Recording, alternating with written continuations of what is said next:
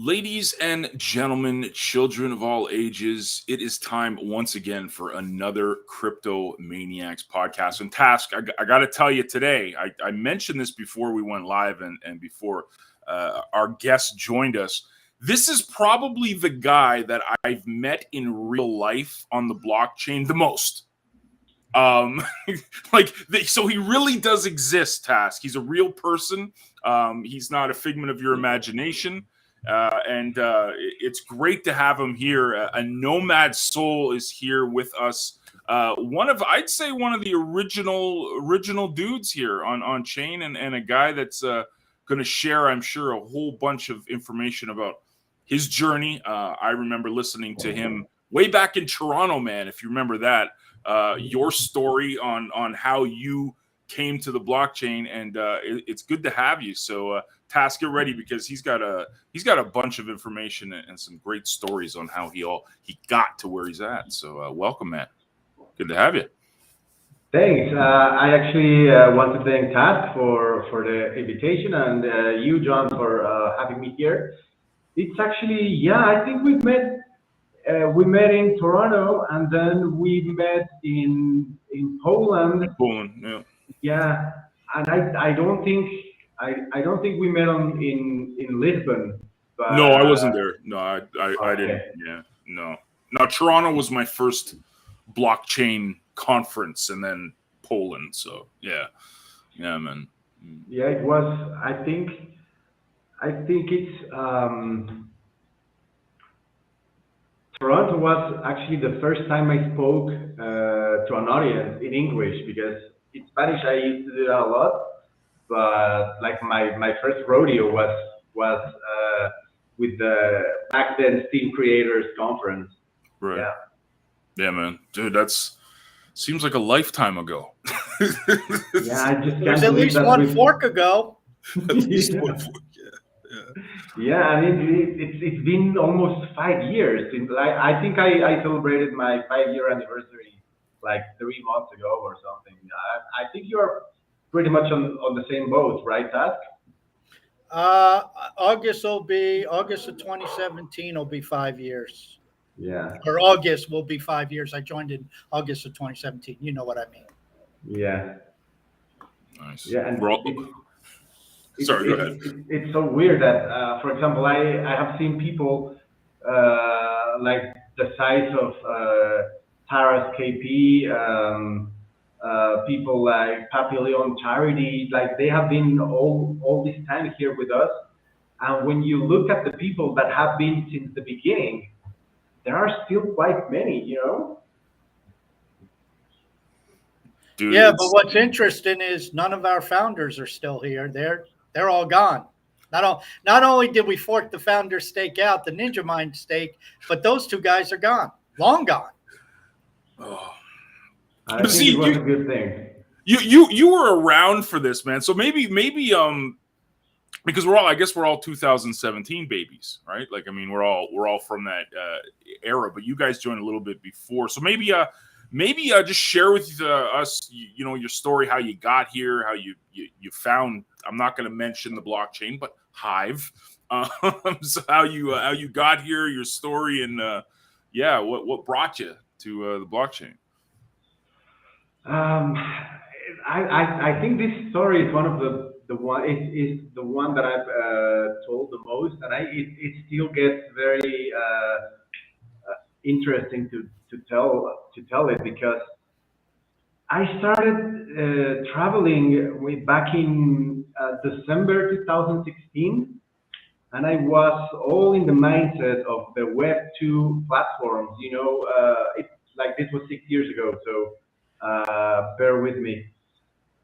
Back then, traveling by and working remotely wasn't so popular, and it was actually something frowned upon to leave your job, to go traveling, to find gigs everywhere, to actually want to do the two things at the same time. Back then, I told several of my corporate friends, you know what, I'm gonna leave this place, I'm gonna travel, I'm gonna live the dream.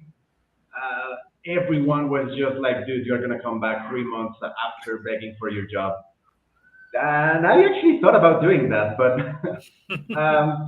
I just left Mexico, and I arrived, well, Mexico City, and I arrived to Playa del Carmen, which is one of the most, well, Playa del Carmen and Tulum, which is one of the most popular places to do digital nomading right now. And I met Lucifer around February 2017. He was big on that old blockchain that we don't talk about, and he was doing the open mic initiative, which is, I believe, if it's still going, I think it's the longest standing initiative. Open mic, yeah. And he told me about blockchain, about crypto, and everyone in the hostel. I was volunteering in a hostel, and everyone in the hostel was just like, dude, this guy is crazy. He's just too old to connect with people, and he just wants us to go follow him on his what's the word? Uh, like this religious cults, Nice. like something like that. And Nice. nobody actually wanted to hear more about this. And I said, okay, what the hell? Let's just do it. I'm trying to build a following in YouTube, Facebook, Instagram. Nothing's working. Nobody's following me. I am posting regularly things that I find interesting, and I'm not like it's not kicking off. So I said, what the hell? I joined, and my first blog post was reblogged by Ned, actually, and it really exploded. I think I made over $100 on that post, and after that, I just said, you know what the hell? Let's screw Web2. Let's screw centralized entities. Let's just put all the eggs in this basket, and I did. And here I am, 5 years later, still blogging, still uploading content, and just trying to maximize Web3 as best as I can.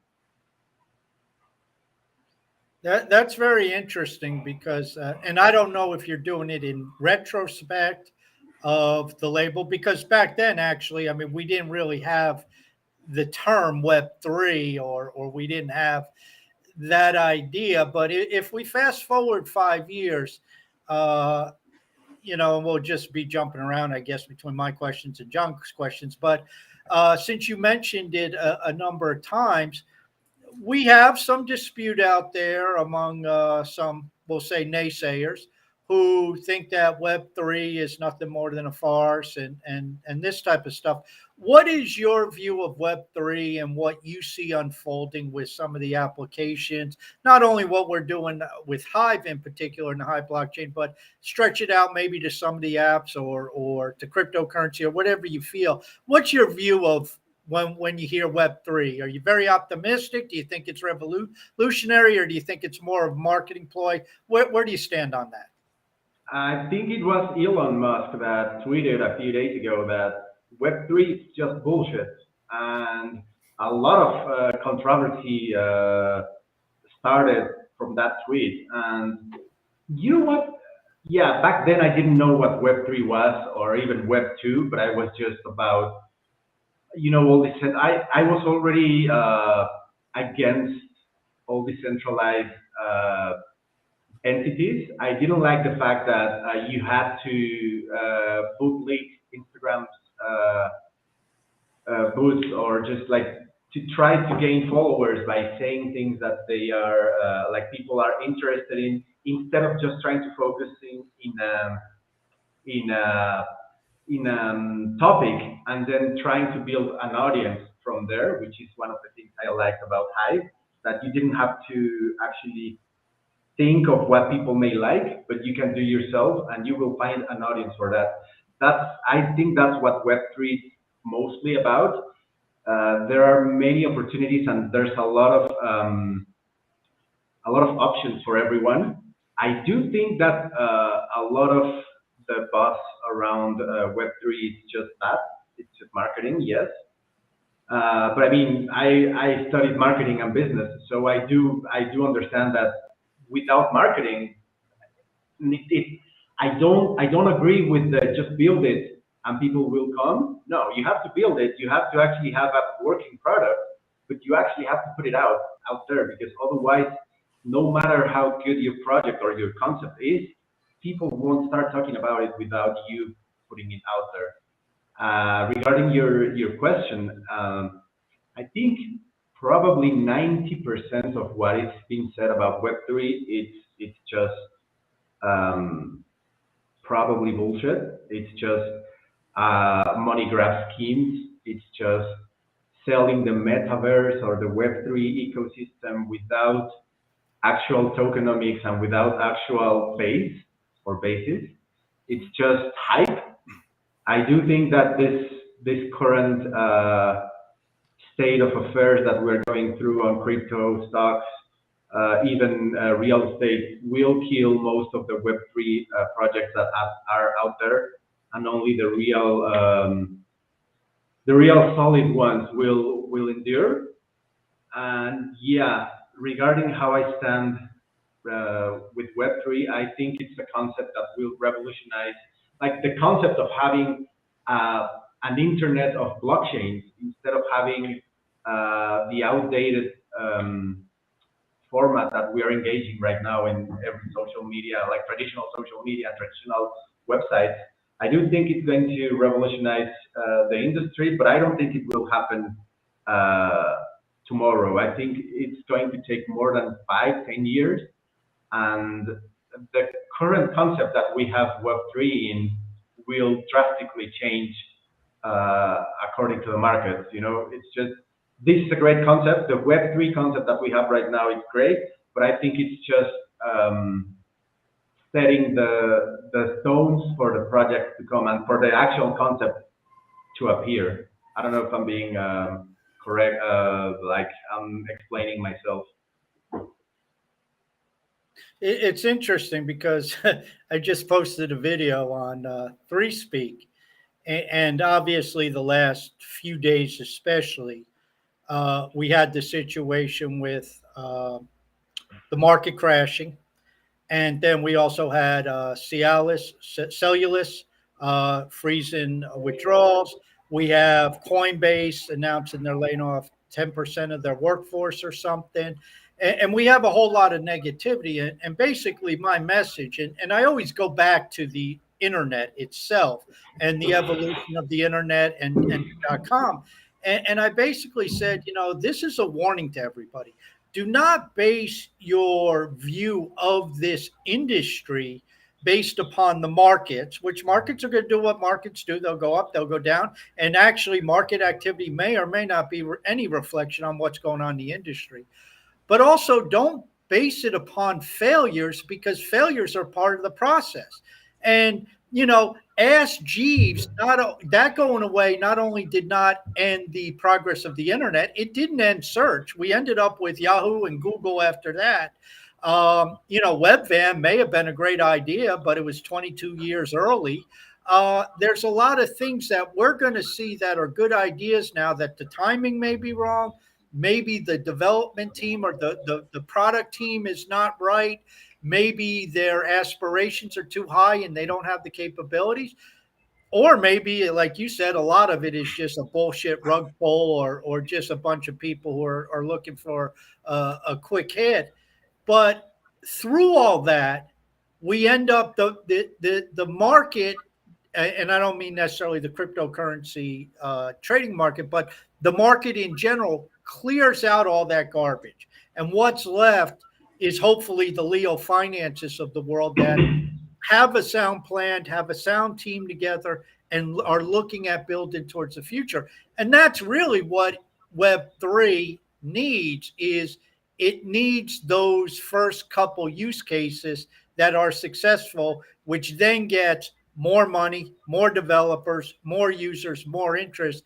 And then you get that second and third and fourth tiers that are developed on it. But we're still stuck in the embryonic stage because even though crypto has been around for 12, 13 years, whatever, I mean, Ethereum with smart contracts has only been around for 5 or 6, I guess about 6.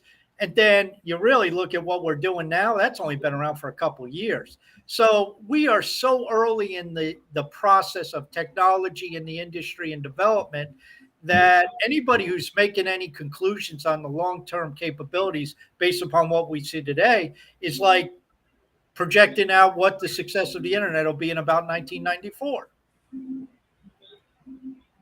Exactly. And I have, like over the past 3 months, I have been very, very active trying to find good partnerships for Leo Finance. And I've been trying to find that next um, unicorn project that hasn't still been funded, or that next idea. And I think I can safely say that I have browsed Web3 platforms for about 150 hours over the past 3 months. 90% have more money, more total value locked than Leo Finance project. 90% has more users than the Hive blockchain, and yet they offer nothing. Like they are just built around hype. They are just built around good marketing. And the moment that all these projects crumble, I think that's when Hive and the several apps built around Hive must be ready to welcome all these users, because all of these people will have money if there's any left from the project, and we'll have like there's a huge user base that will flock towards the remaining projects that, I don't know, man. It's kind of scary, you know. I'm not gonna mention names, but I have seen yield farming projects that offer nothing and have 100 million total value loss. And when you try to contact these people, they just don't know any better. Like they are like, oh yeah, 30% APR, and it's a solid website. Oh yeah, but do you know anyone from the team, or do you know any other projects? Have they ever been rockfall, whatever? Oh no, but I mean it's 30%, man. Who gives you that? Like what? HPD gives 20% and it's solid as fail. And if you want to go riskier, you have other projects on the Hive blockchain that offers a better APR, and they are 10 times more solid than the crap that you are investing your money in. I think there's going to be a lot of money and a lot of users flocking around 2023, and Hive must be ready. It's interesting because you mentioned marketing and you're into that. And I spent a lot of years in the sales and marketing arena too. And one thing I've always said, outstanding marketing will bankrupt a shitty company very quickly. And so when you have all the marketing for these projects that you said that you looked at are basically just hype and they don't offer very much, all that's going to do is end up putting them in the ground that much quicker. And everybody for years has been talking about marketing on Steam and then Hive and the lack of marketing and all this other stuff. And I'm sitting there saying, no, it's not the time. We have to build on the infrastructure. We got to build the solid projects. We have to get the base level and the baselines established where we're solid, where then you said like 2023, which I think is a pretty good time frame to put this discussion in. When we start to hit the bigger numbers and attract them in, we can handle them. We're not something that'll crumble because all of a sudden people come and say, oh, the nodes don't even work, or the websites keep going down, or this or that or the other thing. I can't send from point A to point B, or, all this other stuff that are issues. All of a sudden, Hive doesn't have that problem because we have the scaling capability. We work out the onboarding. We work out they use light accounts, but the Facebook sign up, the Twitter sign up, the Google sign up. So you can get people active without having to dive into crypto and know about keys and all that stuff. 3 years ago, we didn't have any of that. So, that's part of the evolution process to be able to handle this. Then at that time, you can take Leo Finance, market it all over the place, and pull in 50,000 users, and the blockchain can handle it, and the ecosystem can handle it. That's one of the things that I have. I recently started consulting for a company, for a tracking company, and the first thing I told them was, if you want users and not just one-time users, you have to have a working product. You have to work on your website on here and here and here. You have to have like an MVP, and then after that, you have to actually outreach for people, because otherwise, when they come and they see a halfway through project, they won't come back. It's like marketing is important, but timing is also very, very important. If we had 10 million users on Hive 3 years ago, we would probably be worse than we are, like in a worse place than we are, because all of these people would have already know, oh yeah, Hive, I heard about it 3 years ago. I didn't like it. I couldn't upload videos. I couldn't live stream. I couldn't sign up through Facebook, and they just won't come back. That's just lost marketing, and that's just a lost user base or potential user base. Yeah. So, Yeah. Go ahead, John. Yeah, I'm curious because, I know you've done a lot of work bringing people to the blockchain, educating people on the blockchain. I'm gonna play. Okay, I don't know anything about this. Why is it that Hive would be a better option for someone like me, who's a content creator, an entrepreneur, someone who what is the stumbling block of why it hasn't become this? And I mean, this can obviously be a discussion for hours and hours, but I'm brand new. I don't know anything about Hive. What would you tell me? Like, okay, this is why we haven't become the new TikTok, why we haven't become, a top 5 coin. What would you say are some of the reasons why? I have actually written about this. I don't think recently, but if I had to pick one main reason, I would say, for example, when I'm trying to onboard people to Leo Finance, I first have to onboard them to Hive, and the learning curve becomes more complicated as you go up through the layers. Right. In order to attract someone to Hive, they have to already be like, they already have to have a mindset that aligns with crypto, or that at least accepts the main concepts that crypto offers. For example, if I'm trying to onboard someone to Hive, and I tell them, yes, it's decentralized, it has no authorities, it has no censorship, it can't be shut down. Unlike Facebook, you earn money for your content. Like, there are so many selling points that you can actually use to sell Hive to someone.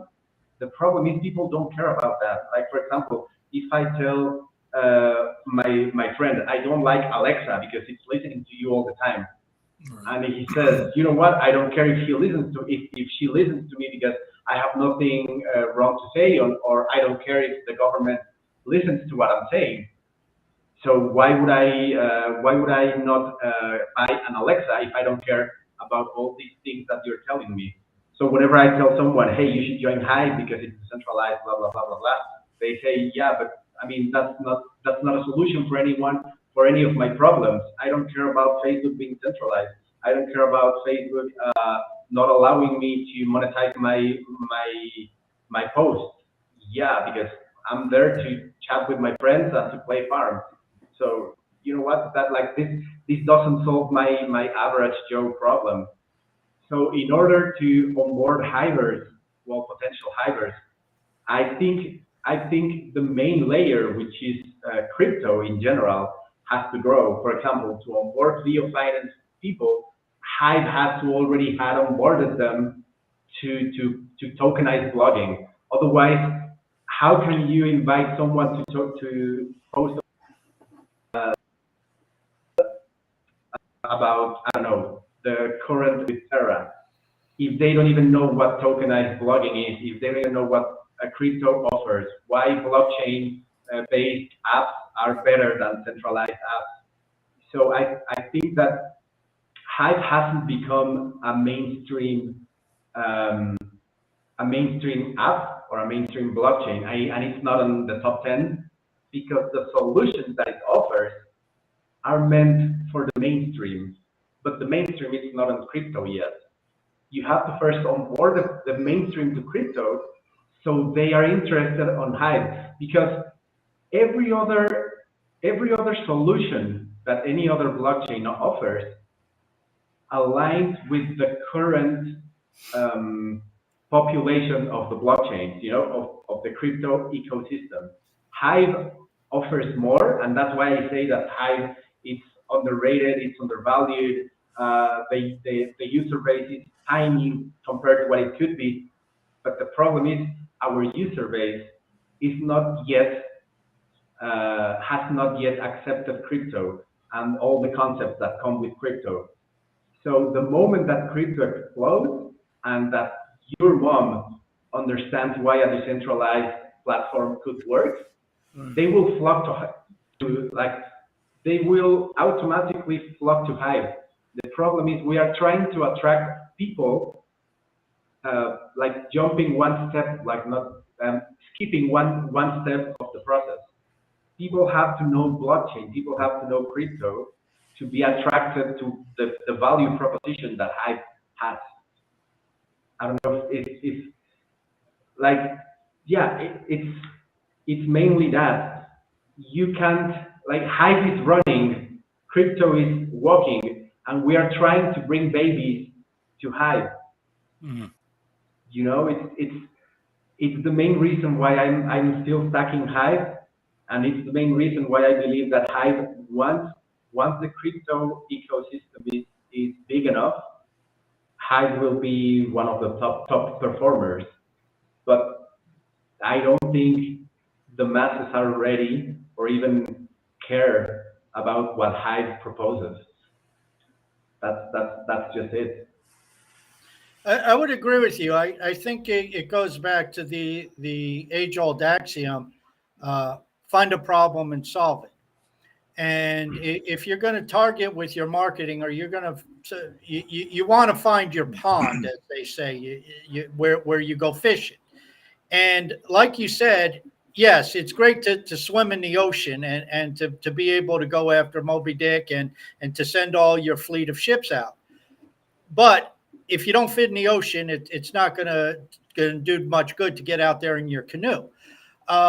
But one area that I think is primed, and it's not really for what you said in terms of crypto, but I think one area, and we go on social media to try to spread the word, when the target audience that's ready for Hive are those people who've already been displaced by social media.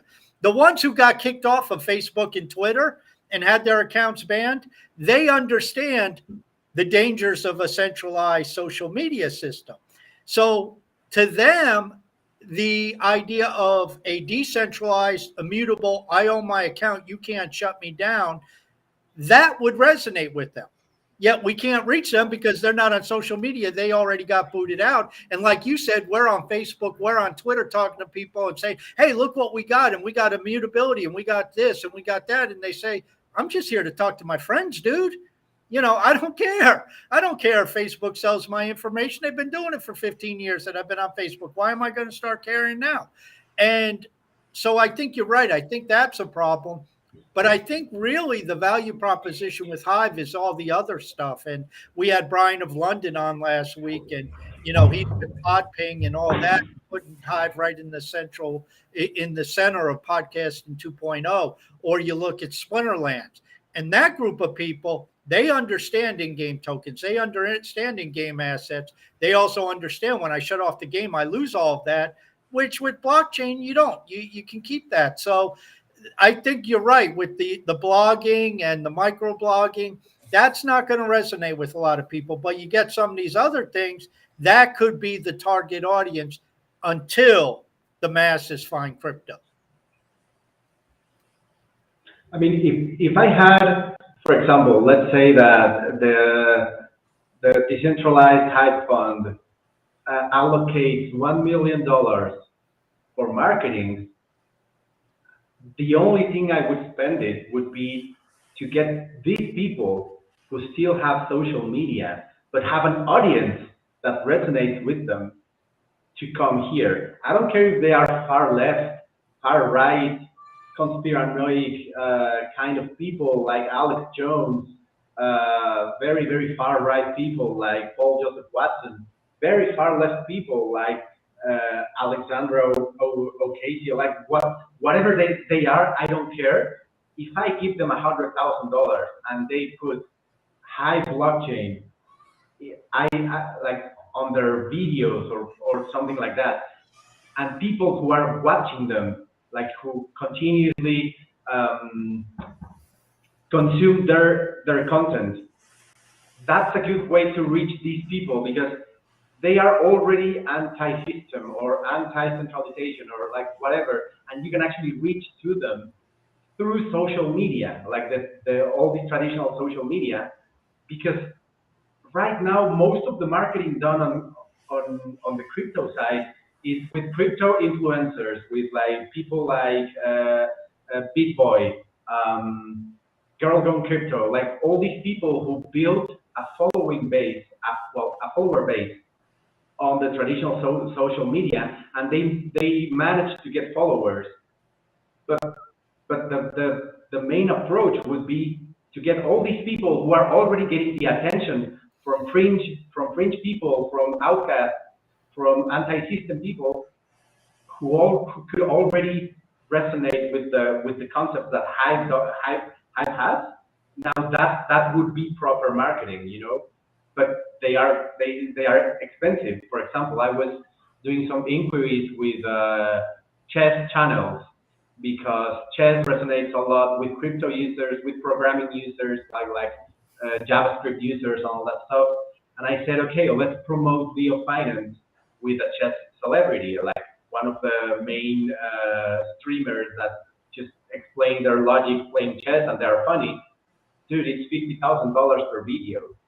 Wow. Like that's what the Hive fund should be used if we are ready and if we want to reach the masses that might be interested in being part of Hive. But that would mean also make statements like, for example, oh, Hive is being promoted by Alex Jones. I don't want anything to do with our website, or you know, so it's pretty hard because all of this, like all of the potential audience that right now would be interested on Hive,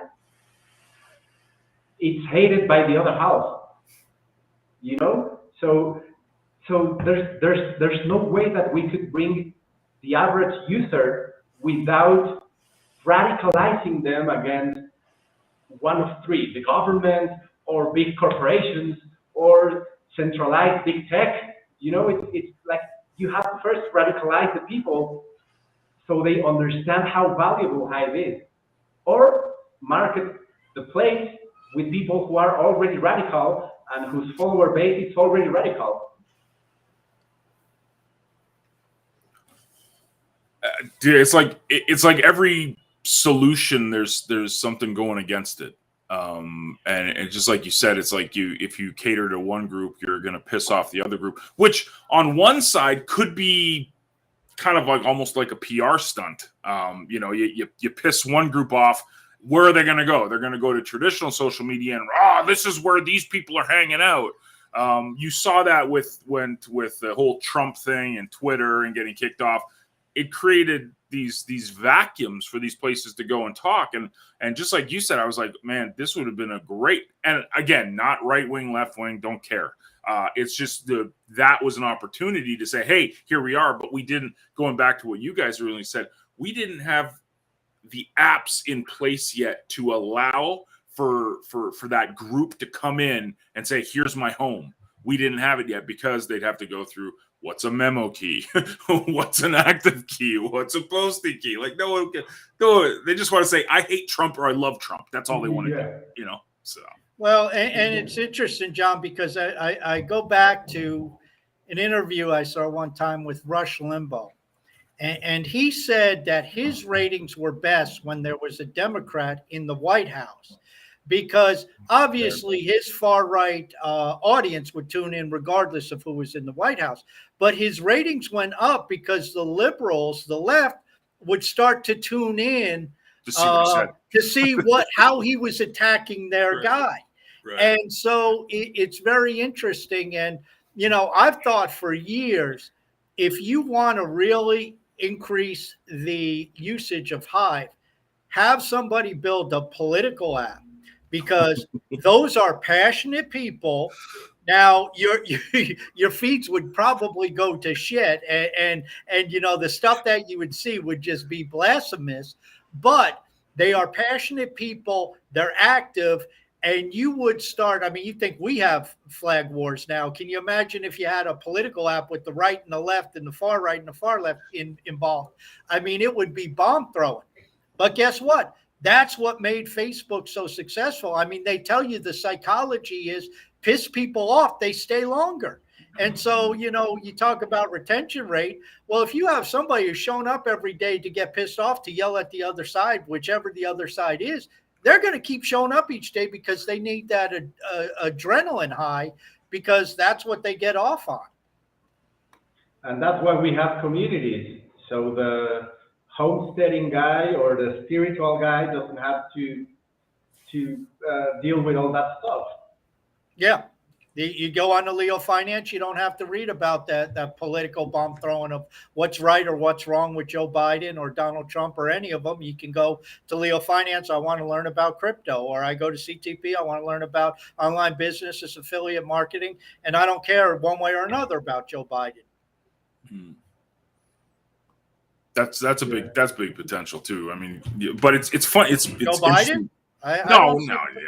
No. I have these conversations, you know, like, cause just like you said, we're going to social media, you know, talking to our friends and family. It almost sounds like an MLM pitch here, but I'm always telling people like, hey, I you know, like, and they're getting all frustrated on social media, like, oh, I can't stand it here, I'm so stressed out, I'm gonna take a time out from social media. And I always show up, you know, just like the asshole I am. Guys, there's a better option. It's called Hive. You can mute people if you don't want to get pissed. But I honestly think people want to be pissed off. They want drama. They want to stop and slow down and see the car wreck on the side of the highway.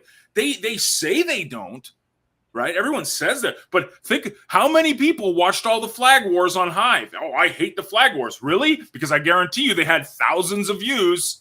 Everyone was reading it. Like, people are just attracted to that. So maybe we just stir the pot. What the hell, right? Just make Hive a big shit storm and see what happens. No? Yeah. I think there was around 4 years or maybe 3. I can't really remember the actual date, but there was, I would say it was a phenomena when, you know, 4chan and you know Tumblr. So 4chan is famous for having far-right people, and Tumblr is famous for having far left. And one of the main, one of the most genius ideas one of them had, I have no idea who was to raid the other website and start controversy. And that in turn would bring users from the other website to theirs. Because, oh, we have to get revenge and we have to attack all those raiders. And how can we do that? We go to the other website and we attack them on their platform, on their home. Both of the traffic, like both of the platforms' traffic, went to the moon, because, like, I don't know if it was orchestrated or if it happened organically, but you had one huge user base and another huge user base just attacking each other in both websites. I don't know if that was fruitful for any of those, but it was at least something that really made some noise back then. And perhaps it could be something that Hive could do. Like, we don't even care which side we target to attract, and maybe the other side will come just to be able to fight them not leave that platform only for this side, you know? So yeah, who knows? Who knows? But yeah, you have to build something that is only political, as Master Well, said. I've often thought about that for sports. Like you get sports, and there's another area where people are passionate. And so, let's say you had a Yankee community or a Red Sox community.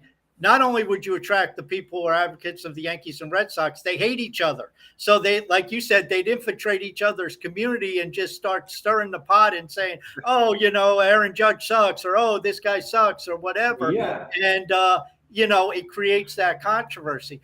One question that I had for you, just to change like kind of to apps and get back to Leo Finance, and John and I we're over the moon about this. We're counting down the seconds till it appears. We've been talking about this forever.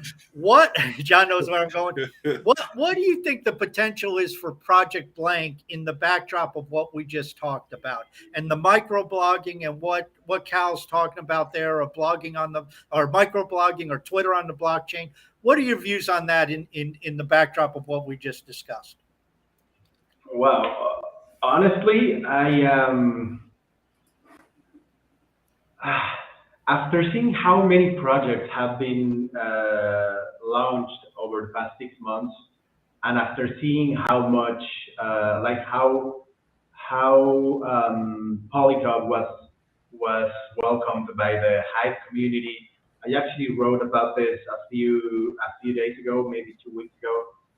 I think that no matter how much potential Project Plan has, and no matter how great it is and how solid the foundations are, I think that Project Blank and virtually any other application built on Hive needs the full backing of the Hive community. And what I mean by this is the witnesses, the people with high stakes, the people with influence. We had the best example with Polycub. Polycub is a success. Polycub is a great project, and the economics behind behind the balls and behind all the deflationary concepts and all, virtually everything behind Polycub is better than anything out there regarding the DeFi. But I have seen so many detractors from within Hive that it makes me wonder if we are all the Hive blockchain working towards Hive and the various applications built on top of Hive, or if we are competing with each other, or if we are I'm sorry, I don't know if this will cause controversy, but I believe that if Splinterland thrives, Hive thrives, and the more users that ActiveFeed gets, the more money that will flock to Hive. And if Leo Finance launches Project Blank, it doesn't matter if it's the best project ever. It will only reach their true potential if we have the community supporting. Maybe they don't like something, but they can give feedback, or maybe they can see how they can help, or maybe as I am, they can actively work with the project. But in order for such a waited for project like Project Blank to live to the true potential, we need the witnesses. We need. I'm going to give just a small example. While tweeting, I have been very active tweeting and trying to find projects who could be potential Hive users. Maybe say maybe I don't know. There's liquid miners. That's just a project that I found. I told them, hey, why don't you come to Hive? There's a huge user base here. You could be interested in building an audience here. And it got retweeted. It got a lot of attention. But that's not the point. The point was that Liquid Miners was not the one from the tweet. It was the parent blockchain. Like for example, I have seen Hive, like the official. Well, they're they are not official accounts, but you know the accounts with bigger follower base. Talking about Splinterlands, talking about Leo Finance, talking about all these apps, but they do it in what's the word? Um, like in a general way, in a sorry, I'm trying to remember the word. In an integral way. You know, if you have the Matic or the Binance Smart Chain DAO or the foundation or whatever, they push the project. They all work together. Oh, okay, yeah, my account is active, but I know that if Splinterland launches a new project, if I push it out there to my followers, everyone will get more users. There will be more money flocking towards Hive. I mean, who cares if Polycop has 3 million or 50 million total value locked? Well, everyone on Hive should worry, because the moment someone decides to leave Polycop, they might as well just go to Hive, or they might as well go to Activate. The main attraction of being a Web3 ecosystem with several apps is that we can work together to keep them in the ecosystem. Like it doesn't matter if a user got tired of Rabona, for example. Well, it's our job to keep that money within the Hive ecosystem. It doesn't matter if it's in Leo Finance or in Splinterlands or in Drippeak. As long as it stays in the ecosystem will stay solid. And if the base layer stays solid, all the dApps above, like built on top, will stay solid. So I don't think I replied to your question in a very direct way, but I don't know what will happen with Project Blank, because I don't know how the Hive community will receive it. And if the Hive community receives it in a positive way, with a positive mindset, with a let's help each other mindset, I think it will live up to the Hive. If the Hive ecosystem doesn't receive it well, I don't think the crypto ecosystem will even care about it.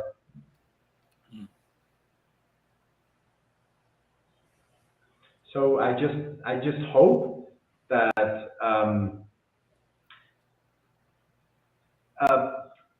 Project Blank has me very, very hyped. I just hope that the community receives it the best way and gives us as much feedback as they can, and try to criticize it in a good way, in a positive way, in a way that we can improve it, but with the mindset of, hey, let's help them build, like let's help them grow, let's help the project explode, like go to the moon. If Project Blank manages to do that, we will have 10 times the user base Hive has. Like Hive will have 10 times the user base it has right now in the span of a few months. I agree. I think it's beneficial for everyone if one of the Hive projects goes mainstream. So it doesn't even matter which is it, you know? Yeah, and my fascination with that is, and again, that's without seeing the specifics or anything, but from what I understand, it'll be it'll resemble Twitter. So the learning curve, at least in the use case of the app, is very low. It's yes, you still have the keys and the posting key and the active key and all that, but at least it's like, okay, I can tie this to my Twitter account and I can automatically, whatever I type in the app ends up on Twitter. So why wouldn't I do this? Let me ask you, in your time involved with Leo Finance, because you started on Leo Finance and you got involved just as the rest of us do, but over the last couple months, you've obviously stepped up. You've gotten involved in the marketing, and you you got to peer behind the scenes, if you will, a little bit. Have you seen some progress? I mean, you've been there since, a couple months. We've had the Polycub release. Have you seen some progress forward in what you just described with Leo Finance and the perception of Leo Finance and the success of Leo Finance, and saying, hey, listen, these guys did bring out the mobile app and they brought out this Polycub platform and they have some success there. They took HBD, they put a liquidity pool for HBD, a liquidity pool for Hive. Do you see the resistance breaking down a little bit? I think it's too early to tell because, as you say, I have been only 3 months involved with Leo. Obviously, Cal has built. Like I'm just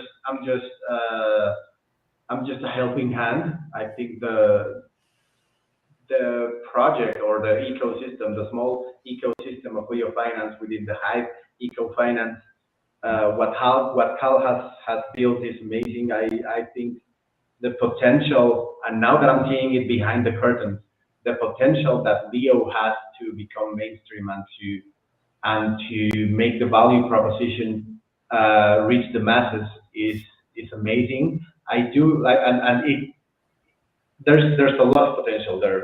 There truly is. And regarding Hive and how, like for example, I only started blogging on Leo Finance not more than 6 months ago, maybe 6 months ago.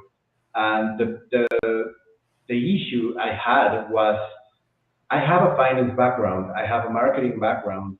I've been in crypto for as long as I've been in Hive, so it's 5 years. And at first I was hesitant to blog on Leo Finance because I was thinking, well, maybe I'm not good enough, or maybe my content is not financy enough. Perhaps the community is too strict with what can be posted and what can't. I remember watching Taras. I remember watching even John posting on Leo Finance since the beginning. ADH12345. He started from the beginning, and they saw how much potential there was. And I said, maybe it's not for me.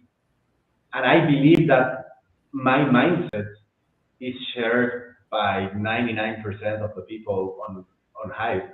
And I even told my girlfriend, hey, you should start writing about your normal daily stuff, but give it some finance approach, or try to speak.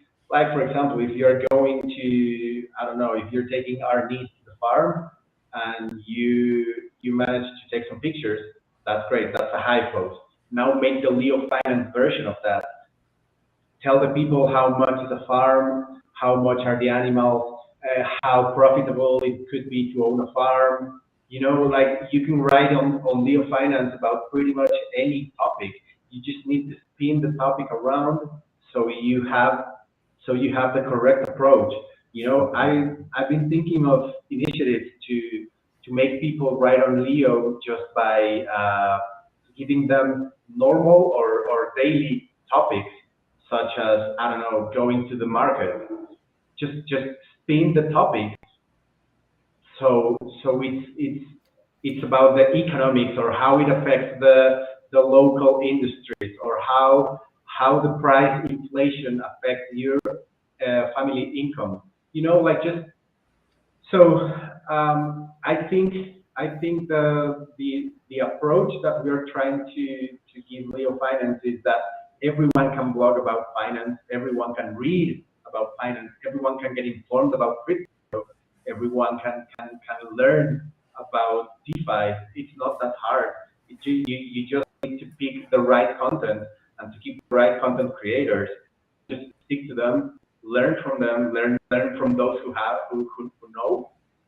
And I think the response from the community, from the overall community, has been positive. I think we still have a lot to work with, mainly because the name says finance.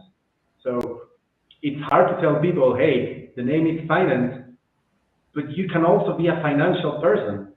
Everyone can be a financial person. The whole point of Leo Finance is to give financial tools to the normal people. Like your average person can handle their own finances. They don't need someone to tell them what to do. They can handle their own economic decisions.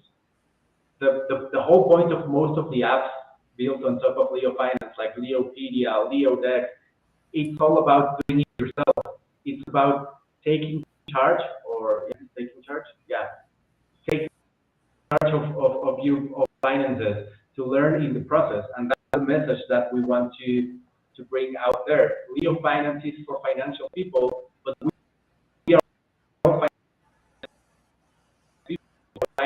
We can all become part of the ones that have a PhD in macroeconomics in West Europe, you know. So yes, it is growing. I think what's important and what you're saying is there's a business to most everything. So you take photography. Well, there's a business. There's wedding photographers, or, you know, whose business is wedding photography. I mean, we know sports and entertainment is big business. You know, painting. Well, there's art galleries, and there's that whole side. We had Raven on here about a month or two ago. And I told her, I said, post on Leo Finance about the business of music and the business of marketing your music, not only the music creation, but of marketing it and make branding yourself and building yourself up in that regard. And if you take, I mean, politics, there's obviously a business side to politics. Religion, there's a business side to religion. In fact, some would say religion is all business. But, you know, you look at all these different things, and like you said, it's not that difficult to take something you enjoy that's a hobby. And like you said, farming and people growing food for sustenance. Well, all of a sudden, it's not that hard to turn it and add a financial aspect, because we know farming and agriculture is huge business. And so, yeah, maybe you're not out working 10,000 acres. You have a little patch of farm where you grow your strawberries and your corn or whatever. But there's a business, a financial aspect to that, even if it's nothing to offset inflation. And so I think you're right. Maybe that's part of reframing Leo Finance a little bit. Yeah, and sorry, one of the things that I have focusing all the effort is to make it clear, Leo Finance is not trying to steal content creators from Peak D or from Ecency or from even Hives of Luck. Like, people do not have to stop writing on Peak D or on Ecency to post on Leo Finance. You know, we as an app, we understand that we are part of Hive blog. So like, we know that we can all thrive together. There's a huge pizza to be shared. So people don't need to stop writing on their normal blogs to post on Leo Finance. It's just an add-on. If they used to make 3 posts a week, well, they can do 4 now, because Leo Finance gives you the opportunity to spin your content into the financial aspects of your content. We are not asking you, hey, you should stop writing about me, or you should stop posting your music on Twisby. No, we are asking you to just give your content an extra layer, because that's what it is. It's a layer. So yeah, people in order for people to join Leo Finance, they don't need to stop doing whatever they are doing. They just need to add. I've said on this show a number of times, if you're posting on CTP Talk, if you're posting through the CTP front end, you should always use the Leo tag, because if it's applicable to CTP, it's applicable to Leo Finance, because CTP is about affiliate marketing, online businesses, which is ideal for Leo Finance. And when I go through and I upvote, I mean, yes, if you post in Leo Finance, you get 100% of your Leo rewards. You have a little penalty if you use CTP. But I do not vote content because it wasn't posted through Leo Finance. If it's a CTP post, I vote for it on Leo Finance regardless. And so I think you're right. We got to get out of the mindset that there's competition, because, oh, by the way, guess what? If you post through CTP, and I'm not on Leo Finance, I'm on Peak D, but John posts through CTP, I see it in my PD feed because it all reads the same data. So it doesn't matter how it got there. There's a little difference in the rewards. And I like what you said. Yes, there are certain things put through PT, put through HiBlog because they don't belong on CTP. They don't belong on Leo Finance. If I'm taking a picture of my shoe and you want to look at the artistic value of the picture of my shoe and rate my photography, well, that belongs in the photography group and through the photography front end, if there was, not through Leo Finance. But if I'm posting a post about my photography business, I can post through Leo Finance or PT and use the Leo Finance tag, and it's perfectly applicable. So I don't get why people feel there's competition. This is all a cooperative. You know, like you said earlier, the more success Splinterlands has, the more success in some way, shape, or form Hive has. The more success CTP has, the more success Hive's going to have. The more success Leo Finance has, the more success of Hive. And since I have Hive power and Hive tokens, that's going to benefit me. What do I care where it comes from? Exactly. And you know what? I was thinking there are like one of my like part of my job is to scan wallets and to see who's got money, who could invest. I'm trying to reach some venture capital to invest in Leo. And what I came to realize is that it doesn't matter which dApp goes to the moon or which dApp gets a huge ton of users. The moment that these dApps become actually successful mainstream, that means that the use case that Hive is providing is actually a use case and not just a theory use case. So the moment that, like for example, Splinterlands, it's just the best example out there. I'm not up to date with the numbers, but I'm pretty sure it's on the top 5 apps with more active users. So the moment Hive has more dApps up there, the moment the whales who are just yield farming right now, or they just have their money on Ethereum or even on Bitcoin, the moment Hive proves to the crypto sphere that the use cases they are proposing or we are proposing are actual use cases and they can actually become mainstream, and the Hive blockchain can support 25 dApps, 100 dApps, 1,000 dApps without clogging, without scalability issues, without a lot of problems that other blockchains have. The moment that we prove that, it's the moment that more money will flock towards Hive. And it doesn't matter if it comes thanks to Project Blank or thanks to Polyco or thanks to Larry's tokens or Ragnarok or whatever. If one of them moons, I think the money will eventually come to Hive, and then we will all benefit from that. So it's just, I mean, I do hope Project Blank is the one that does it, but if it's not, if it's another one, well, that's perfect for the whole ecosystem. Yeah, I mean, I'm not much of a gamer. I've made that point perfectly clear. But you know, Rabona, I think that has a tremendous potential in terms of the audience. CyberX, I hope that thing moons. I mean, that could be a wonderful addition to Hive once they go live. And like you said, what the Speak Network guys are doing. I mean, at the end of the day, it doesn't matter which application. I mean, I hope listeners really reinvents email marketing, and that just moons. That would be terrific. And whether I'm personally involved in a project or not, I mean, I'm not going to be involved in every project, A, because I don't have the time or the resources, or B, I'm not involved. I'm not interested in everything. I mean, hell, if you had a photography community that exploded, that'd be great. Now, other than on my phone, that's the extent of my photographic skills. You know, half time I take a picture of my foot and I'm trying to take a picture of something else. I mean, it's like I'm not very good at photography, but if that's what brings it in, I'm all for it. Great. You know, let the photography community become the biggest community in the world.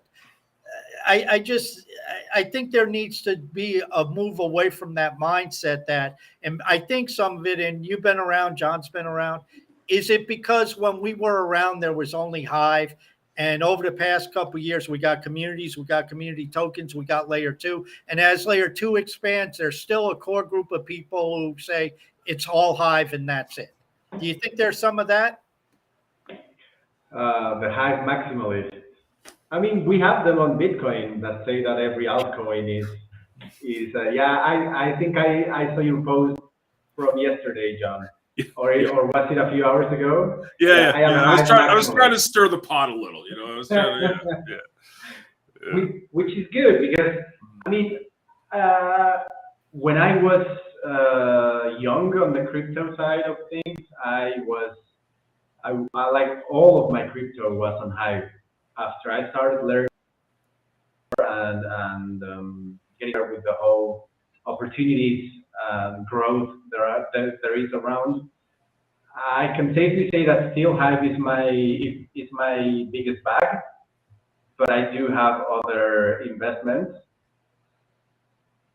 Not a lot, but yeah. So yeah, there will always be Hive maximalists. I don't think they are in the wrong because after all, Hive is the main layer, is the layer 0, or the layer 1.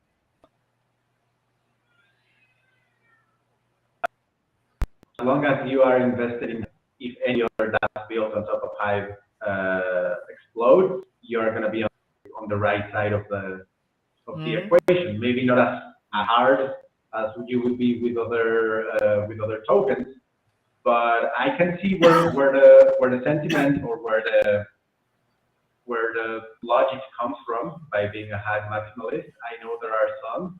I think it's a safe bet because Hive ultimately will be where it has to be. But as every safe bet, I think there will be opportunities left on the table. Some people decide to go that way. Some people decide to go the risky way. I don't think there's anything wrong with that. I just say, okay, more gains for us, the riskier ones. Yeah, I think it goes back to the original maximalist of Bitcoin, where if I had to frame Bitcoin, I would say, okay, Bitcoin probably is the safest in terms of looking out and seeing a multiple going up, you know, forgetting the bear market. But long term, Bitcoin's probably the safest of having, let's say, a 10x.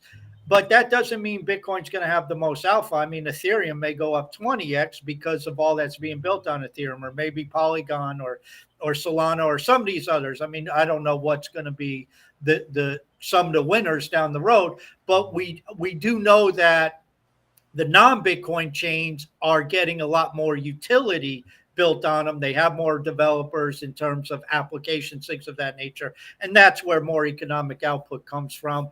And so it's the same thing where if you're looking at the Hive ecosystem, Hive Power is probably your safest multiple going forward, but there could be a token or an application that's built and tied on Hive engine.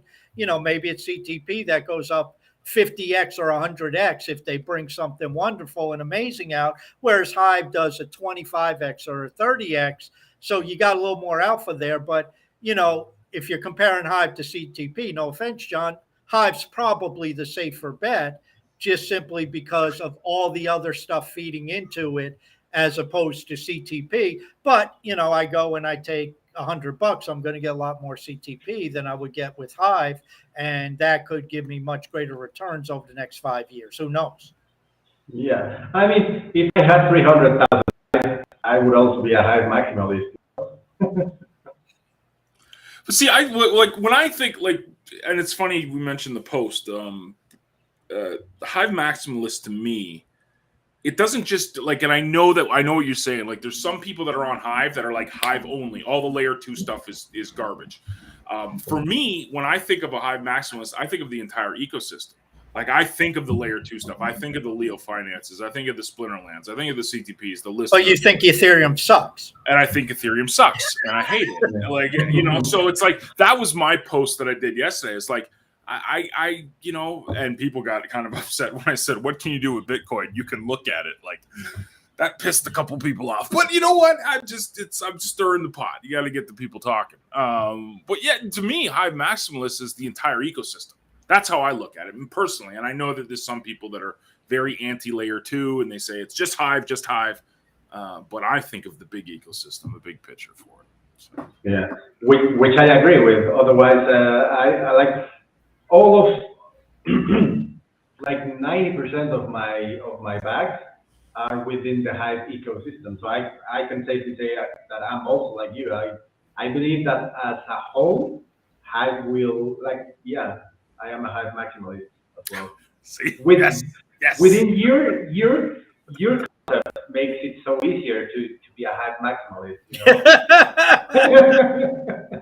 Like for example, I am a crypto maximalist. I hate stocks. Yeah, of course. Yeah. Oh, I'm a maximalist of what'll make me the most money. You give me the right stock, I'll love it all day if I can make 20x off of it. Oh, so you are about price. I knew it. I'm knew all it. about the price. I knew it. Dude, before we close up, I just wanted to give people what you're working on. Obviously, username and Nomad Soul on Hive and all the layer 2 solutions. But what are you up to working with Leo Finance? Other things that you got coming up here? I'm not really sure what I'm allowed to say and what not.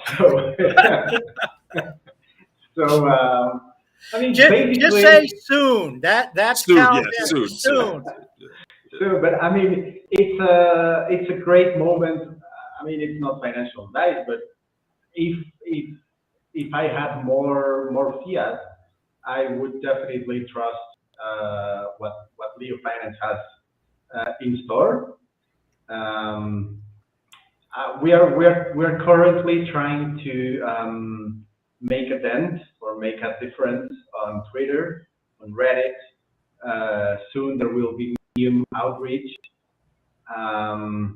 With the community pages, we have a strong roadmap that will hopefully allow us to be the host of any written content from companies, from businesses. We have a plan if I could jump in right there, because that's something we didn't talk about, but I think this is a very, very important thing that before we close this out, needs to be highlighted, specifically about Leo Finance. And Leo Finance has added what's called community pages for those who aren't familiar with it. And what it is I guess you can equate it maybe, and I'm not a big expert on this, but maybe to like a subreddit where you have a community page for, let's say, Thorchain, or communication for Bitcoin, or for Ethereum, or for Splinterlands. And obviously there are tremendous followings in some of these different things. You could add it for Solana, you could have it for Polygon, whatever. What do you think the chances are of using that community page idea to tap in, like what you were saying earlier, to pull over a big group of people and just be able to go into a pool where there's a lot of people for like Bitcoin? We know there's Bitcoiners all over the place. Is there a place on Ethereum or Bitcoin or some whatever topic you want where you think there's the potential as a marketer to say, okay, we can dive right into this pool and pull over hundreds or thousands of people very quickly? Do you see that potential? Well, I think it all depends on how good we approach these people, and I think this is safe to say. If we manage, for example, Thorchain, which already exists on Leo Finance, the Thorchain community page. Let's say that we start creating content there. We have meaningful conversations. We prove we prove the concept. Like we prove it works. And let's just imagine that the guy behind Thorchain, or the DAOs, or the guys who influence the community, they say, oh wow, they already have a community here. It's working. It's actually bringing money to Thorchain. You know what? Thanks, Carl. Thanks, Leo Finance. I think I will take over from here. They create their account on Leo Finance, and they start moderating that community. And from just overnight, they start tweeting about their announcements on Leo Finance. They start sharing all their videos on TweetPeak. And if we manage to bring one of those communities to Leo Finance, I think some of them will follow. And then we will have Polygon, and then we might have the Matic DAO, and then we might have a foundation posting all their announcements on the community, on their community page. And in the span of a few months, we might say that, wow, it was a great idea. We pulled it through correctly, and all the crypto companies and all the crypto businesses and all the crypto communities, instead of posting on Medium, they are posting on Leo Finance, and thus they are posting on Hive. And all these people that we are desperately trying to reach around on Twitter, we won't need to do that again, because they will know about Hive and about Leo Finance, because their celebrities or their influencers are already talking about Leo Finance. So it has a lot of potential. It is an ambitious one, because it's not easy to convince someone, hey, you know what, you should stop your announcements on Medium. You should just come to this other blockchain to post your announcements there. But it could work. It could work if we do things correctly. So yes, there's a lot of potential, and we could be looking at, I don't know, 10 million users on Leo Finance in a year. Who knows? But just imagine if instead of, like for example, just a simple announcement, hey, we are having an Ask Me Anything on the, I don't know, the Phantom blockchain, and we are developing the new hard fork. Come to the Ask Me Anything and win some rewards. Imagine that posted on Leo Finance instead of Medium, or instead of their own website. That's a lot of traffic for just one announcement. And imagine that the founders of foundation or DAO on Ripple decide to follow through and create their own community, or mod the community that we already started for them. That's just gold. Well, what I'm thinking is, imagine a real vision page. I mean, Raoul Pal and that whole ecosystem is finance, is business, is crypto, and all of that. I mean, can you imagine a real vision page on Leo Finance where they post all their videos and all this other stuff and their announcements and what's going on? That would just, I mean, like you said, then you're talking about hundreds of thousands of people coming over. Yeah, exactly. Imagine Anthony Pompliano decided to post their like, maybe not their videos, because YouTube and I think they post on Spotify. Like, they have the money, they can easily beat $200 from a post on TweetPeak. But imagine that all the information they post, instead of doing that on their website, they do it on the, like, I've seen subreddits with millions of users that the founders have no say. For example, you have the, I don't know, what's a good example? The Ethereum subreddit with millions of users. The power lies in the moderators, and Leo Finance offers the founders the option to mod their own community page and to actually create content there and to give their official announcements there. So we are one step ahead of Reddit, actually. We just need to create that community for them and show them, hey, the important things are happening here, and have a voice here, because your account is waiting for you. You just have to come. I think They Call Me Dan has always said this in a few of his talks and videos. He's always like, it's just going to take one. Like that's what we're working on. One influencer, one community, one project to go, and then floodgates open. Slowly, slowly, fast. Slowly, fast. Yeah. Exactly. All it takes is just one community to flock towards legal finance and call every other guy, you're an idiot, guys, because he just posted something. I posted the same, and I made $2, and I'm in the official community. Like, what the hell are you doing over at Twitter? Yeah.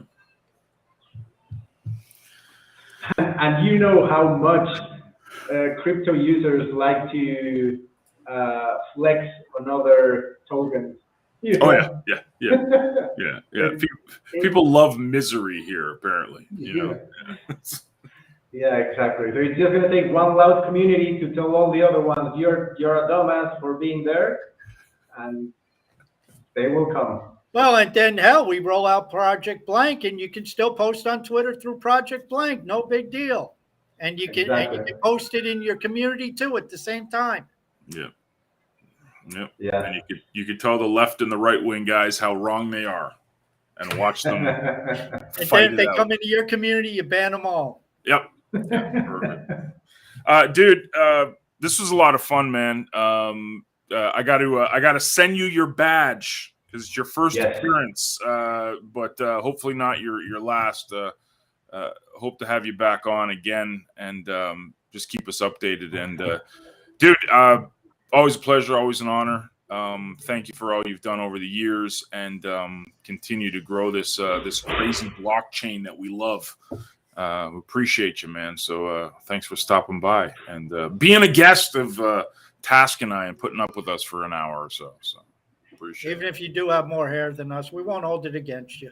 I just want to say thanks for having me, and I really appreciate what you're doing. You're probably two of the people I respect the most on Hype because, I mean, all you do is build. And I think I build, but no, you are the guys that are actually building great things. So thanks for having me. Thank you for being here.